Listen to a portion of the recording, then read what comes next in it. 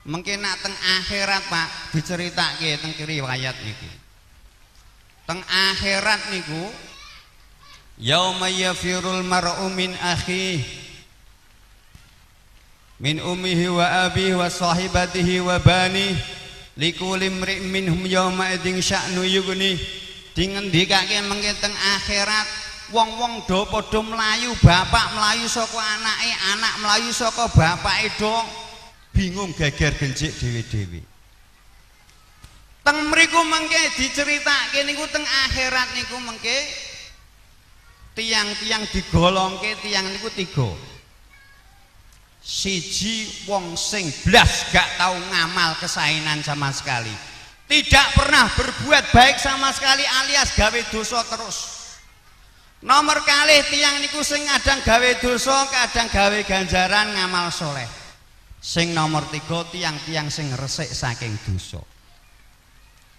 Dingendikake mengke saking niki enten muncul niku manuk kaya manuk gagak bapak-bapak ibu-ibu warnane ireng.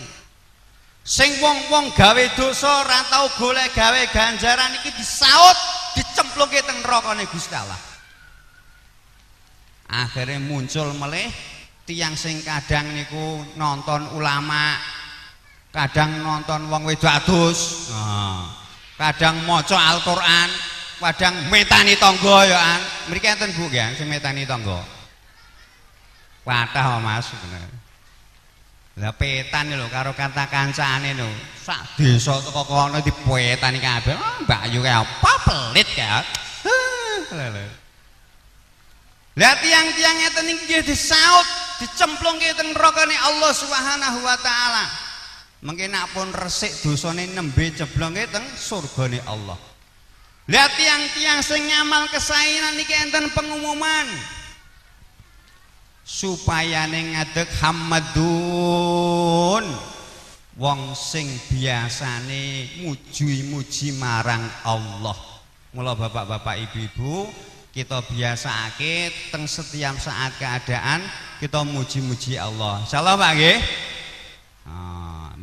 Jenengan mungkin nek pengen muji-muji saestu-estu niku diajarke tarekat Syadziliyah.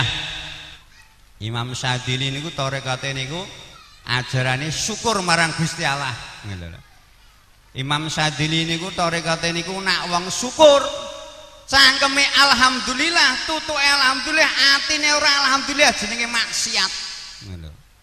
Mangan mula nak wong tarekat Syadziliyah niku nak mangan sing enak-enak tenan. Nak turu sing enak-enak tenan sehingga alhamdulillah dugi telenge ati. Aja alhamdulillah ngece Gusti Allah. Alhamdulillah rego karet mudhuk ora apa-apa lah. Lah iki jenenge ngapusi Gusti Allah nang ngene iki gitu. Alhamdulillah. Tiang-tiang sing setiap saat keadaan muji Gusti Allah niki kan mlebu swargane Gusti Allah. Akhirnya supaya ngadeg wong-wong sing biasane poso, imun poso Senin Kemis.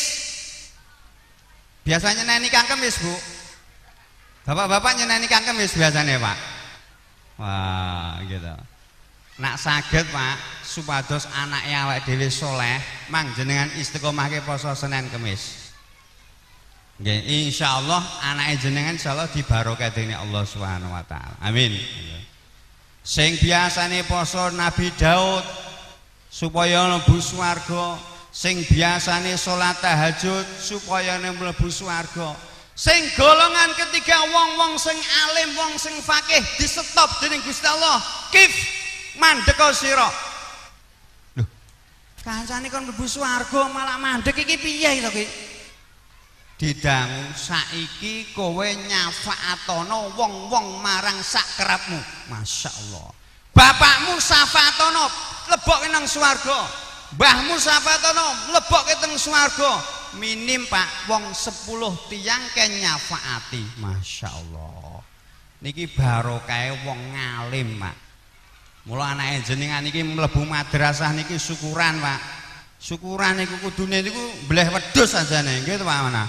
So ben nek acara ngeten iki mbleh wedhus kudune. Niki wali-wali santri kudu syukurane sing gedhe, nggih to. Mun nek syukure gedhe engko ganjarane tambah gedhe Gusti Allah Subhanahu wa taala. Oh, syukuran kok Mau boleh pitik ya alhamdulillah, pitik nggih alhamdulillah gitu. Mangke syukur. Insyaallah Pak nggih. Insyaallah Bu nggih. Pokoke sampeyan acara buri bleh sapi. Nara entuk sapi taline sapi sing dipotong. Pripun? Nggih, insyaallah Pak Ustaz dongakno karete mundhak. Lah hubungane karo karete apa ora usah diundake gitu.